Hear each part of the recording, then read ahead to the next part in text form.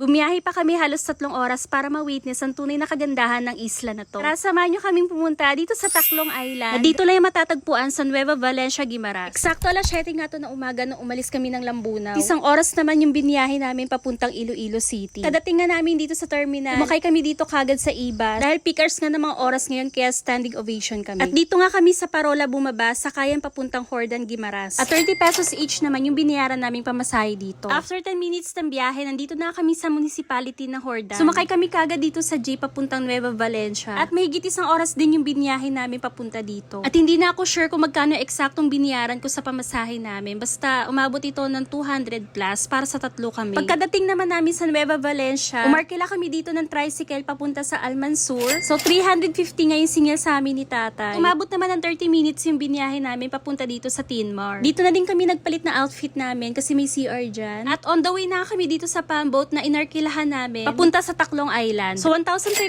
nga yung biniyaran namin dito. Sila din yung magtutour sa amin sa iba't ibang isla. Pwedeng umabot ng 6 to 8 packs yung sasakay dito sa pamboat. Kaya siguro sulit na sulit yung 1,500 nyo dito kung marami kayo. At much better kung pupunta kayo dito. Dadala kayo ng sariling yung service. Kasi medyo magastos din kung magko-commute kayo papunta dito. At dito nga kami una nag-stop over sa Tacloban Island National Marine Reserve or Tinmar. So dito nagbayad lang kami ng 30 pesos para sa entrance fee. At dito nga on the way na kami papunta sa mangrove tree. So yan kung napapansin nyo, hindi ko nga kasama dito yung kambal ko na si Vera. Wala kasi may magbabantay sa mga bata. Bali yung kasama ko nga palang pumunta dito, yung kapatid ko na si May. At yung pamangkin namin. Sayang nga kasi hindi niya mawi-witness yung kagandahan ng mga mangroves dito. Sobrang natural, napaka-peaceful. Thankful nga kami kasi hindi nakasubmerge yung mga mangroves dito. Kasi nga low tide nung time na yun. Mas dito kasi na-appreciate yung beauty nila. Picture-picture nga lang kami dun sa Glet at ang next stop namin ay dito sa Watchtower. Yung pinagpawisan nga kami ng bongga dito ng kapatid ko bago makarating dito sa tower. Pero okay lang kasi pagdating mo naman dito sa itaas, sobrang worth it naman yung makikita mong tanawin dito. Mapapa-thank you Lord ka na lang talaga sa napakagandang creation niya.